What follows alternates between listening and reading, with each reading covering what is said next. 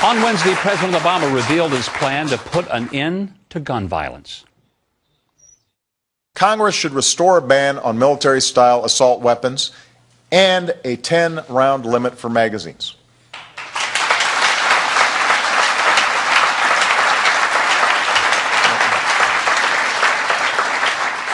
The type of assault rifle used in Aurora, for example, when paired with high-capacity magazines, has one purpose: to pump out as many bullets as possible, as quickly as possible, to do as much damage, using bullets often designed to inflict maximum damage.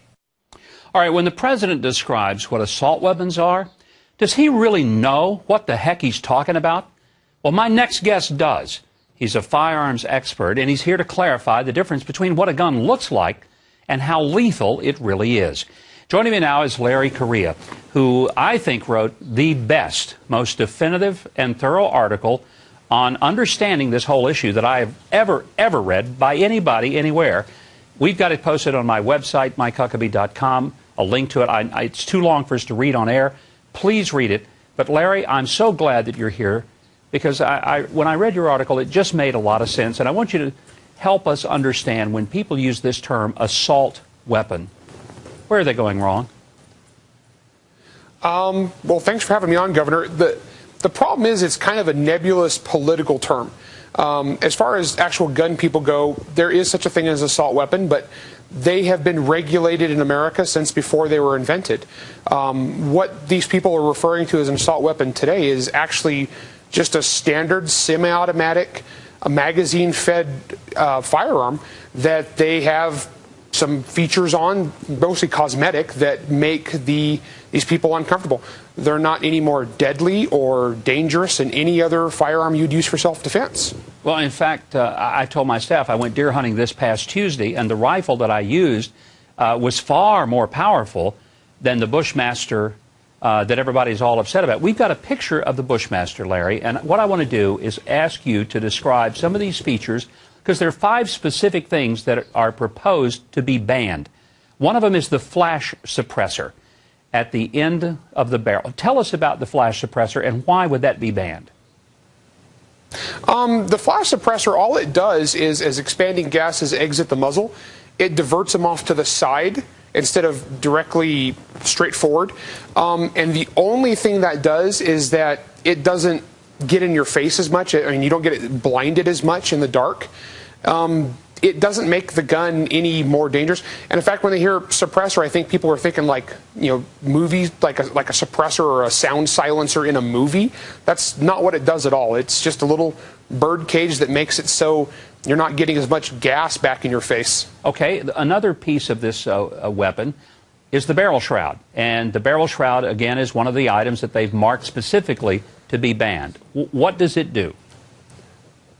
The barrel shroud is just a cosmetic piece of sheet metal that goes over a barrel to keep you from burning your hands. So if your barrel is hot and you pick it up by the barrel, you touch the sheet metal instead of the barrel.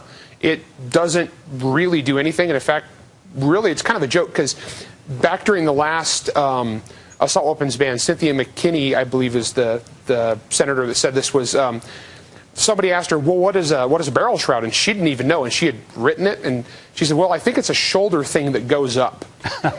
So I'm glad, the thousands of us just inadvertently committed felonies because we might have a shoulder thing that goes up. That's the point. All right, let's talk about the magazine, because one of the big pieces of the president's proposal, let's ban high-capacity magazines. And I've even heard the president's press secretaries, this is just common sense. Well, to some of us, it's not so common. Explain why that doesn't make people safer. Well, it's actually, there's a few parts to this. First off, logistically banning magazines will do nothing, because there are literally hundreds of millions of them already in circulation. Now, for legitimate self-defense use, we want to have magazines that hold more rounds. No one has ever survived a gunfight and said, doggone it, I wish I hadn't brought all those extra bullets. That's just not how it works. You want as many rounds as possible. Unlike the movies, when you shoot somebody, they don't just stop. Oftentimes you have to hit them repeatedly. Sometimes you miss. Sometimes they're hiding behind something your bullets don't penetrate. Sometimes there's multiple assailants. Now, as far as the bad guys, the mass shooters, they think, well, if he has less bullets in his gun, then he's not going to be able to shoot as many people. And that's not the case. And what we've seen in most mass shootings is because the bad guy picks the engagement, he decides when to start shooting, where to start shooting. If he's using firearms that hold less rounds of ammunition, he usually just carries multiple firearms, and then he'll reload before he moves to the next firing position. Now, me or you or any other person defending themselves, we want as many rounds in the gun as possible because we don't get to pick the engagement. The bad guy does. We have to respond. All right, Larry, we only have about a minute and a half to hit these other two features. One is the pistol grip. I mean, that literally is nothing more than just how you can hold the gun, right? How you can hold it. Right. That literally makes no difference whatsoever. And then the stock extension, which is the scary feature that sometimes people act like is a big deal. Why is that not a big deal? Well, for example, all that does is you can size it up and down for your length of pull on your gun. I'm 6'5". If I want to go shooting with my wife, we're going to collapse it down for her. We can shoot the same gun that way. Otherwise, my gun is much, it's too large. Or, I mean, if little children if my kids want to shoot my gun, I can size it to them. All it is just adjustability. There's nothing about an adjustable stock that affects lethality in any way, shape, or form.